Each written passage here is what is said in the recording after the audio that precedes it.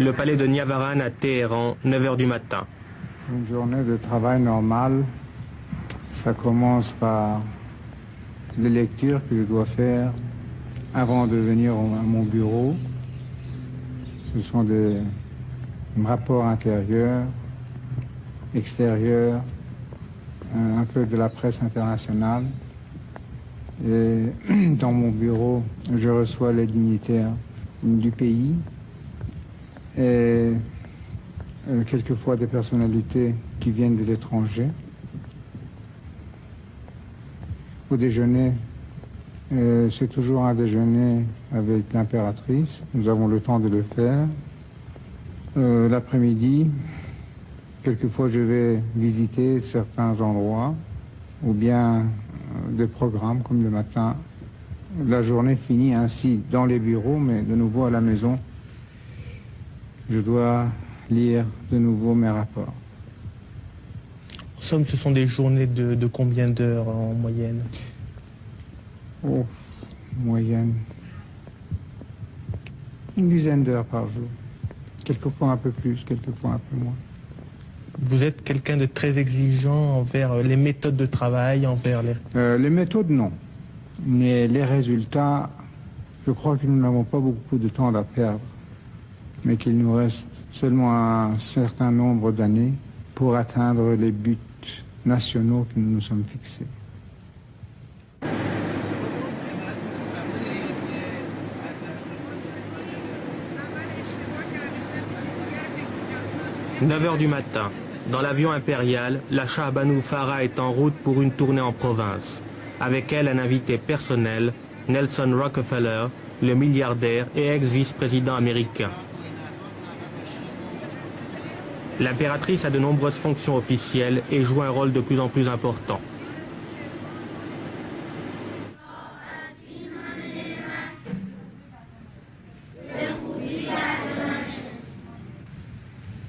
9 h du matin. Dans l'enceinte du palais de Niavaran, le prince héritier commence par la prière traditionnelle, la journée d'études dans le lycée impérial créé auparavant pour le Shah lui-même.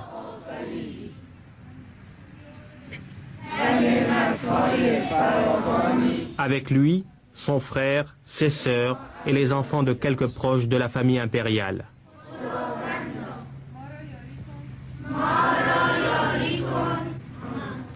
On dit que vous avez plus de pouvoir dans votre pays que par exemple le président Carter aux États-Unis ou M. Brejnev en Union soviétique.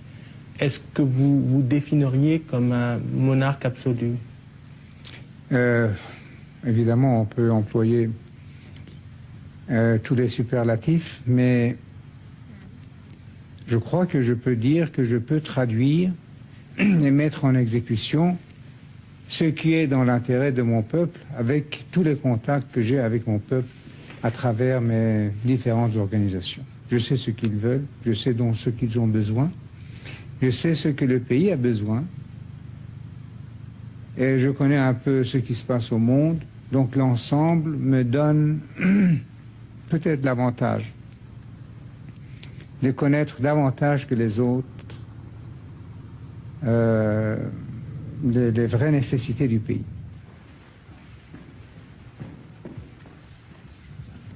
Audience avec le Shah pour le Premier ministre Jamshid Amouzegar.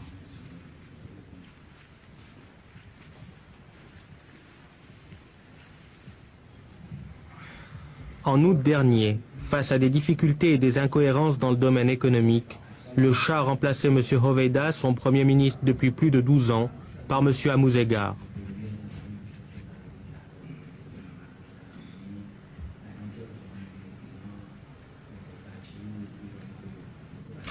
En fait, le Premier ministre a surtout pour fonction de traduire dans la réalité quotidienne les orientations et la politique que le Shah est seul à déterminer.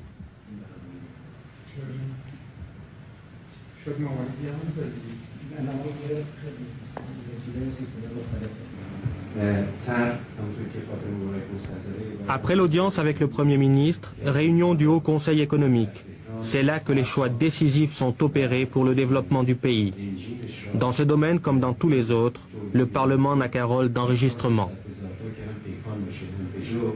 با پیامی صحبت کردیم و دیگه قرار در زنجان زنجان یه موتورسازی که C'est ainsi qu'avec le pragmatisme qui est sa règle, le Shah a décidé de réorienter toute la politique économique du pays. Il a remplacé les plans quinquennaux qui rythmaient le développement iranien par une planification plus souple, permettant de tenir compte des difficultés apparues ici ou là. Il y a 2-3 ans, au moment du boom pétrolier, vous affichiez très fort l'espoir que l'Iran serait un des 5 ou 6 grands de ce monde à la fin de ce siècle. Maintenant, vous avez certaines difficultés financières. Est-ce que vous pensez que cela met en péril votre projet? Difficultés financières, non. Sauf l'inflation constante que nous subissons de la part des pays de l'Ouest. C'est le manque d'hommes. Mais ce manque d'hommes, c'est, je crois, momentané, puisque actuellement 50% de notre population est au-dessous de 15 ans. Donc aujourd'hui, ce sont des bouches qui mangent et peu de bras qui travaillent. Mais dans déjà 3 ans, on va commencer à sentir notre marché être envahi par ces centaines de milliers de nouvelles gens qui demanderont du travail. Et je crois bien que nous allons quand même atteindre notre but, être parmi les 5 plus grands non atomiques. Non atomiques, parce qu'il n'y a pas de comparaison à faire avec les puissances atomiques. Et d'ailleurs, n'est-ce pas, notre population d'ici 20-25 ans sera d'environ 65 millions d'habitants. J'aimerais naturellement me comparer avec des populations similaires, mais des pays avancés. Naturellement, il y a d'autres pays qui auront des centaines de millions d'habitants, mais qui ne pourront pas faire la même chose.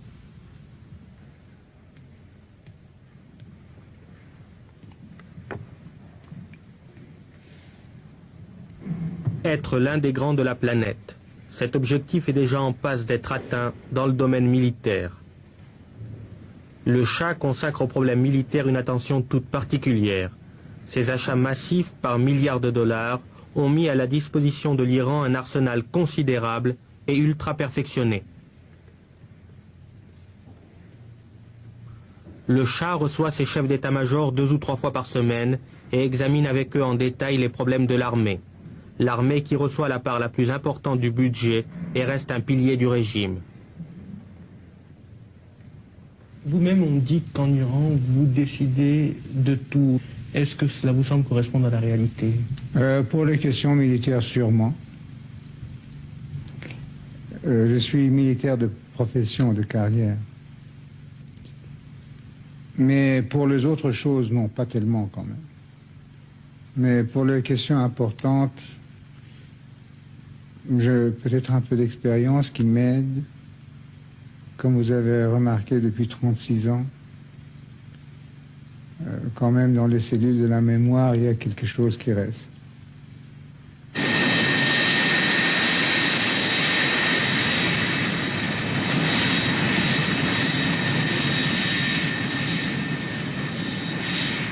Depuis quelque temps, c'est de plus en plus l'impératrice qui assure le rôle de représentation de la monarchie à l'intérieur du pays. Et ses déplacements dans les différentes provinces sont désormais habituels.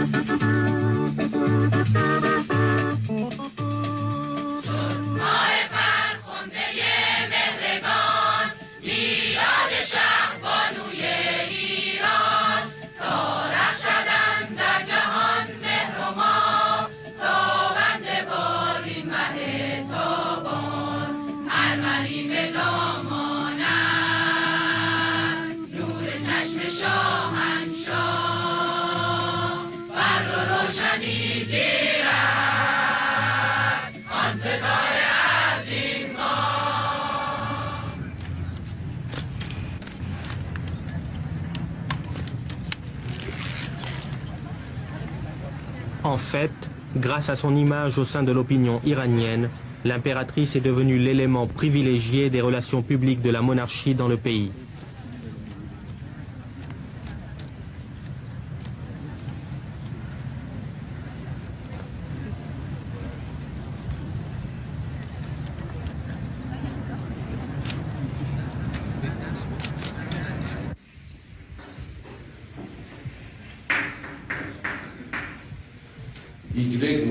C'est la naissance du prince héritier en 1960 qui a consolidé la position de la Shah Banu. Elle a aussi supprimé l'inconnu qui pesait jusqu'alors sur l'avenir de la dynastie et a marqué un tournant dans l'action du Shah.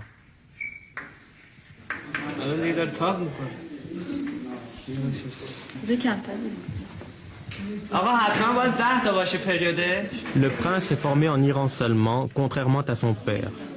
Marqué par la rigidité de l'éducation qu'il avait reçue, le Shah a voulu que celle de ses enfants soit la plus libre possible.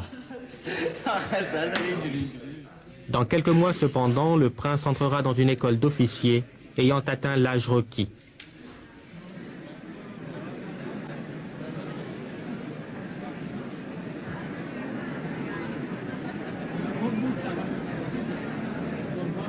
Le 30 octobre dernier, en effet, on célébrait le 17e anniversaire du prince. À cette occasion, une réception réunissait les proches de la famille impériale ainsi que les principaux dignitaires du pays.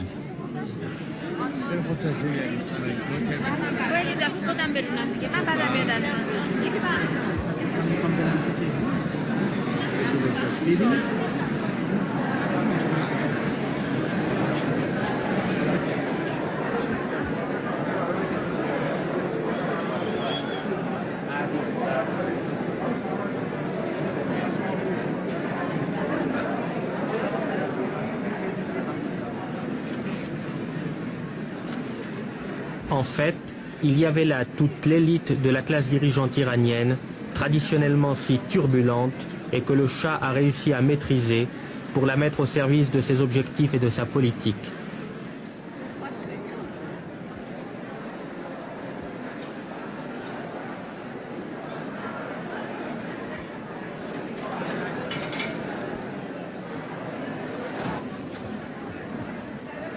Était aussi présente pour la circonstance la mère du Shah qui, normalement, n'apparaît jamais en public.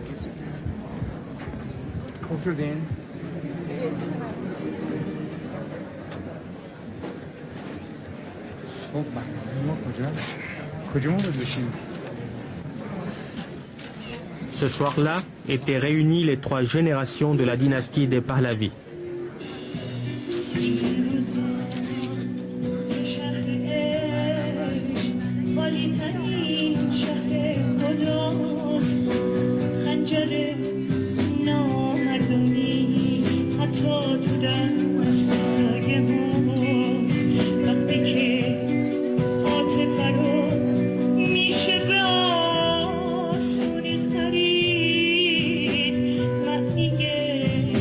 کلام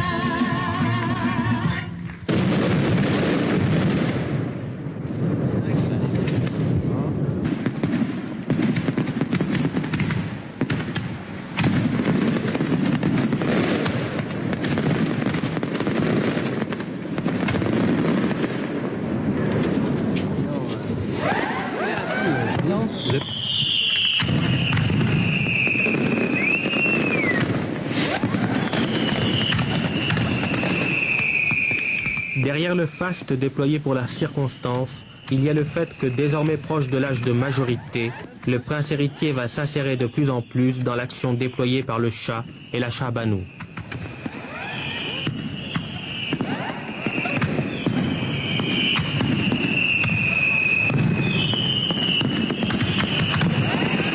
Et cela en attendant l'heure d'assumer à son tour un pouvoir que le Shah considère comme incrusté dans la tradition millénaire de l'Iran.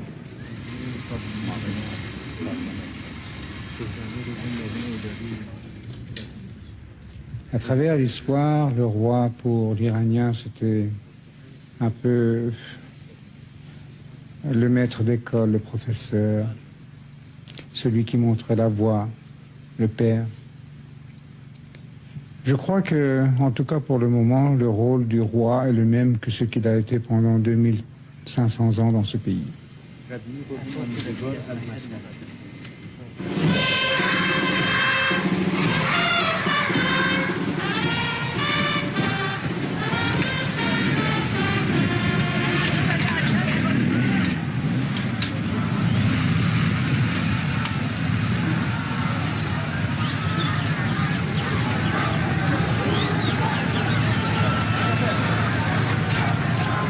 Si le Shah considère son rôle comme inchangé par rapport à celui de ses prédécesseurs, jamais en revanche une Shah Banu n'aura eu autant de pouvoir et d'influence que l'impératrice Farah.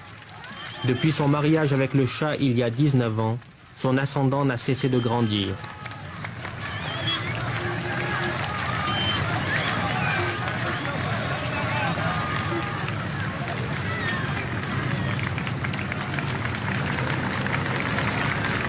Les voyages que je fais à l'intérieur du pays, c'est surtout pour moi une possibilité d'avoir davantage de contact avec notre peuple dans leur environnement géographique, social et traditionnel. De connaître moi-même mieux mon pays, parce que le problème d'un côté peut être différent de l'autre côté du pays, et d'avoir une connaissance plus approfondie des problèmes et des possibilités du pays. Et ensuite, quand je vais à ces voyages, les gens sont contents de me voir. Et si on peut faire plaisir de cette façon-là, c'est déjà beaucoup. Et aussi, beaucoup de problèmes que les officiels de ces régions ou les gens m'en parlent, et j'essaie de faire quelque chose à ce sujet et de visiter les choses qui ont été faites, les problèmes à résoudre, et aussi en même temps d'encourager ceux qui ont travaillé dans des domaines différents.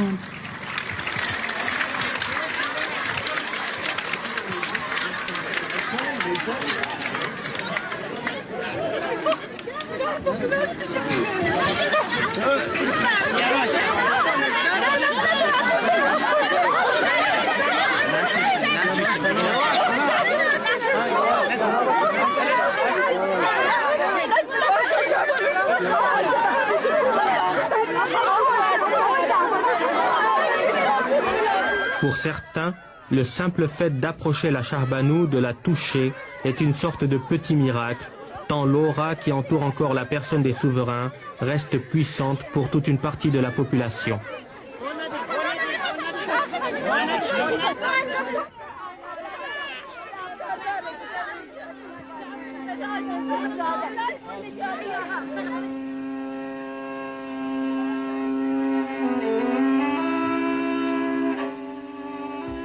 Mais il y a aussi tous ceux pour qui l'impératrice a fini par représenter un dernier recours dans un pays où la pauvreté reste grande et où le poids de la bureaucratie offre parfois un barrage infranchissable pour les démunis.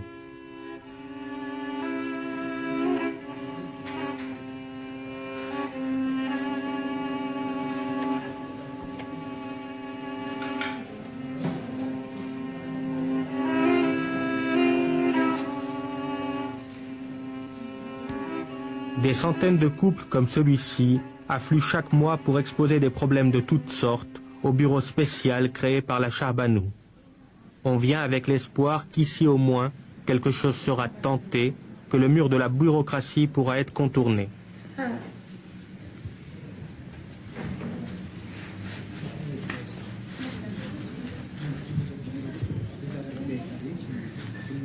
Ce bureau spécial reçoit des dizaines de milliers de lettres par an, demandes d'aide ou plaintes contre des abus. Le bureau intervient auprès des administrations directement concernées et suit le développement de l'affaire pour s'assurer qu'une solution est trouvée.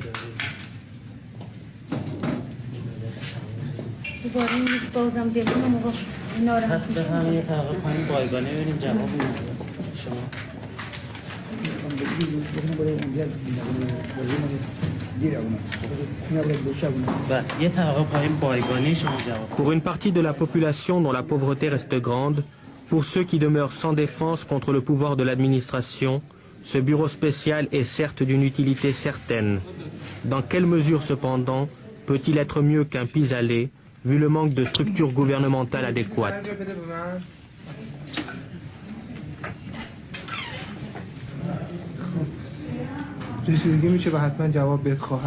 Plusieurs conseillers et sociologues sont là pour discuter avec les gens de leur cas.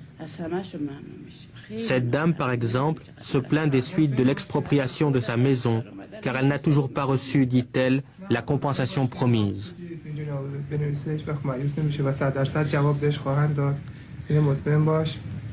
الان زیبستونه بچه‌ها میرن مدرسه بریدم بریم کجا بریم ناراحت نباشید مادر روز دوشنبه شما بیا صحبت بکن جواب بهت خواهد روز دوشنبه چشم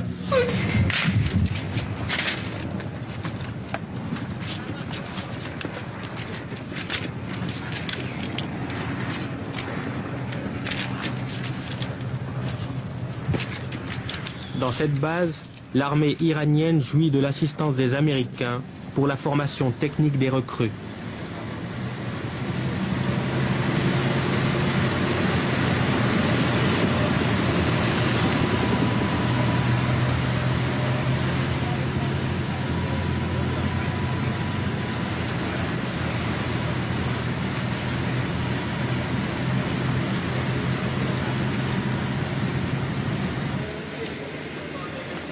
S'il arrive à la Shah Banou de visiter une base militaire, c'est moins pour passer en revue les équipements et le matériel ultramoderne que pour s'intéresser à l'effort de formation technique fait pour les recrues et rendu indispensable par la sophistication à outrance de l'armée iranienne.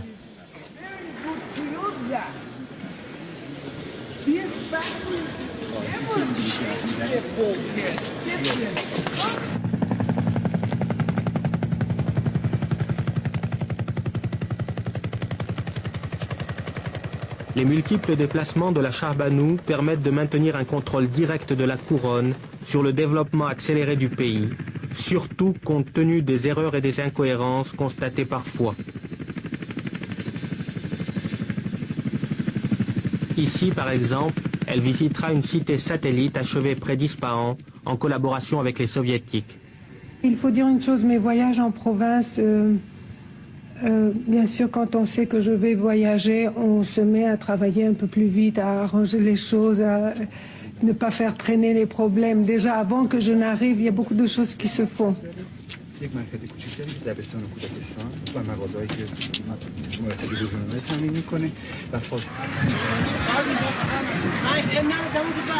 Les gardes du corps, armes automatiques dissimulées dans leurs serviettes, sont sur les dents. Les contraintes de la sécurité et du protocole rendent plus difficile le contact direct que la Shah Banou dit rechercher au cours de tels déplacements. Avec l'aide du gouvernement, on peut résoudre certains de leurs problèmes. Mais c'est seulement un dynamisme et une activité qui se crée pendant quelque temps, qui est bien aussi bien psychologiquement pour les gens que matériellement pour la région. Et c'est une occasion aussi pour moi de voir les choses vraiment sur place et de mes propres yeux autant que je puisse les voir. Et c'est une occasion aussi pour moi de faire un rapport de vive voix au roi, à mon mari, sur ce que j'ai vu, sur mes sentiments, sur les possibilités, sur ce que j'ai ressenti.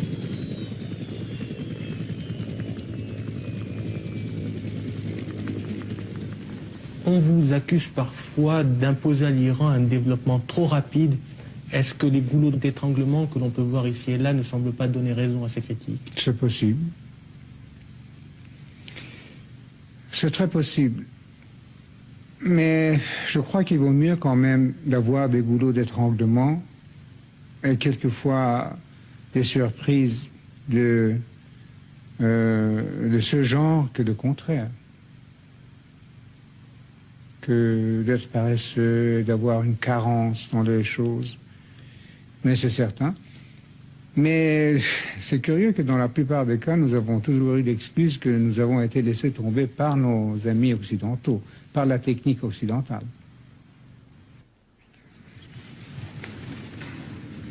Your Imperial Majesty, on behalf of the head of the... D'ores et déjà, cependant, le Shah a fait de l'Iran un pays avec lequel il faut compter. À son anniversaire, les représentants de près de 80 nations étaient là pour lui présenter leurs vœux. Congratulations to extend to Imperial Majesty God's blessings, good health, and many happy returns of your birthday. Thank you very much. The President of the Federal Republic of Germany, my government and its ambassador, extends their best wishes to Your Imperial Majesty. At the same time, they would like to thank you, the government of Iran, for the assistance rendered in understanding and fighting terrorism. Prosperity to Iran. And the new five-year plan, a great success. Si l'heureux événement de l'anniversaire de votre Majesté impériale me donne la possibilité de vous souhaiter beaucoup de bonheur au nom du Conseil fédéral et vous féliciter très chaleureusement. And people of Somalia. And for the prosperity of Iran.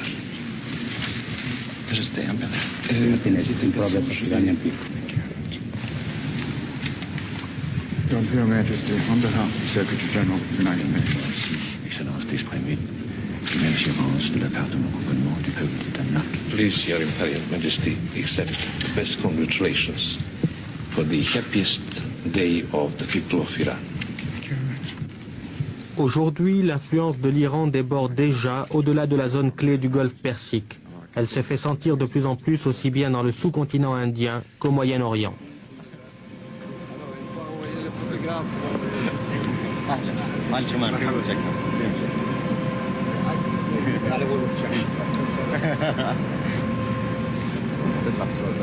Le Shah entretient des relations privilégiées avec le président égyptien Sadat et les rencontres entre les deux hommes sont assez fréquentes. Le président Sadat arrivait directement de Roumanie où il s'était enquis de la possibilité d'ouvrir le dialogue avec les Israéliens.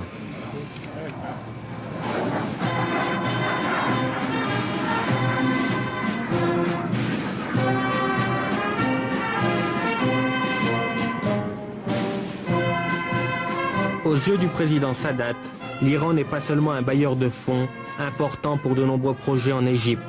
Il sait aussi que le soutien du Shah peut s'avérer utile dans tout processus de paix au Moyen-Orient.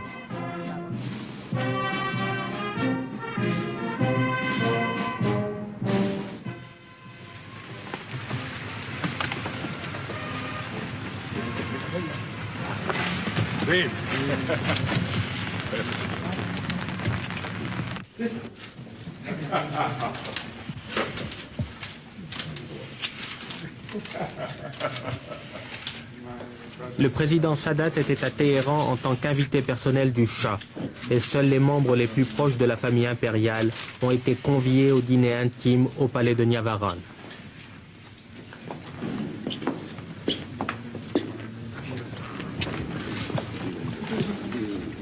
It's raining again? Raining, very good omen.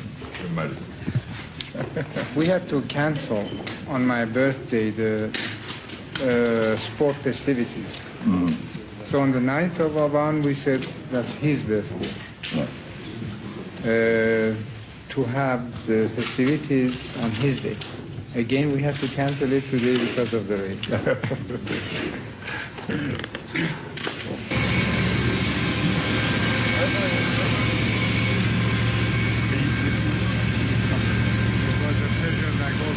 Les entretiens entre les deux chefs d'État resteront confidentiels.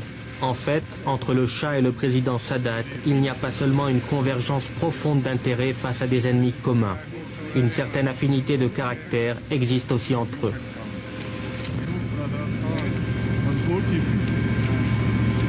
So my best wishes, may God be with you, all for success and good health.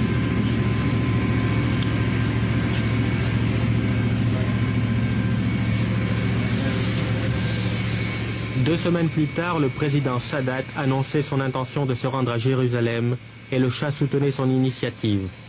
Les deux hommes se sont rencontrés à nouveau au début de l'année pour faire le point sur l'offensive de paix.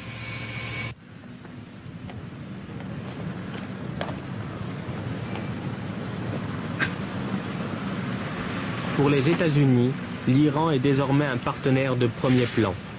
À la fin de l'année, M. Blumenthal, le secrétaire américain au Trésor, arrivait à Téhéran pour convaincre le Shah de geler le prix du pétrole.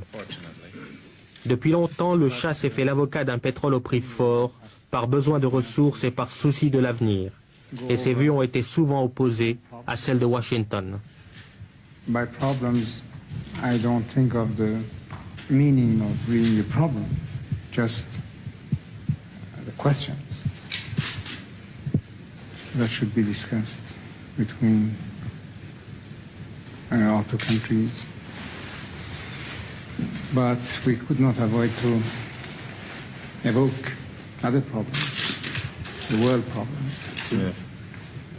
Yes, I hope that we can, and we've begun this morning and had a very good exchange of views, not just on bilateral issues, but really putting them into a world context. And that'll take all the time we have available. Lorsque le pétrole sera fini, vous serez mort. Et comment allez-vous être encouragé pour trouver d'autres sources d'énergie? C'est que le prix soit compétitif avec le prix du pétrole.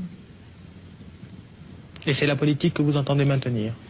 C'est la politique que nous espérons, vous allez le comprendre, sinon c'est votre perte. Nous ne sommes pas capables de trouver ces nouvelles sources d'énergie. Nous n'avons ni les possibilités, ni les laboratoires, ni la technologie. Mais vous, l'Occident, vous l'êtes. Et si vous ne le faites pas, nous sommes alors tous perdus. En somme, vous entendez forcer l'Occident à se sauver malgré lui? Si on peut le dire, si on peut oser le dire, c'est un peu vrai, oui. Vous avez dit plusieurs fois sous une forme ou sous une autre que vous n'entendiez pas commettre les mêmes erreurs que l'Europe occidentale. À vos yeux, quelles sont ces erreurs?